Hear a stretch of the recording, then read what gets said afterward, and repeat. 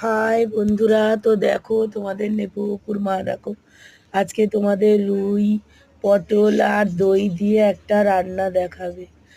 তো বন্ধুরা দেখো, আমি এই যে মাছটা প্রথমে ধুয়ে নিয়েছি, এই যে কড়াটা দেখো বসিয়ে নিলাম। কড়াটা বসিয়ে নিয়ে দেখো তারপরে আমি মাছগুলো দেখো নুন আর হলুদ মাখিয়ে নিচ্ছি। নেওয়ার পরে তারপরে কড়াটার মধ্যে দেখো আমি এখন তেল ঢেলে নেব।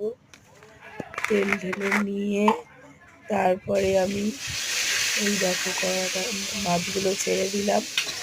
দিয়ে তারপরে মাছগুলো ভালো করে ভেজে নিয়ে আমি তুলে নিচ্ছি। নেওয়ার পরে তারপরে আমি দেখো পটল আলু কেটে নিলাম।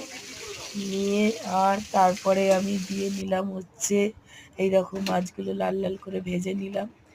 নিয়ে এই দেখো পটল আলু ভেজে নিচ্ছি। নিয়ে তারপরে পটল আলুগুলো ভেজে নিলাম। নেওয়ার পরে তারপরে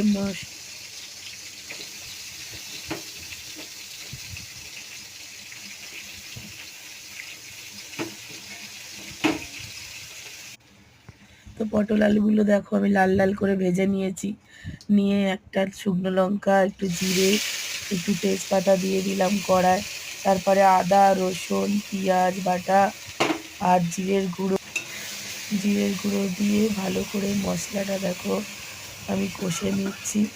তারপরে আমি দিয়ে দিলাম হচ্ছে তোমার কি বলে দই। তারপরে দইটা দেওয়ার পরে ভালো করে একটু নেড়ে চেড়ে নিলাম। দই নিয়ে ভালো করে নেড়ে চেড়ে নিয়ে এই দেখো কি সুন্দর মাছের কালারটা হয়েছে, দেখেছো? তো ভিডিওটা ভালো লাগলে বন্ধুরা একটু লাইক করে দিও, একটু কমেন্ট করো, একটু সাবস্ক্রাইব করো। টাটা। অনেকটা দিয়ে ওদিকে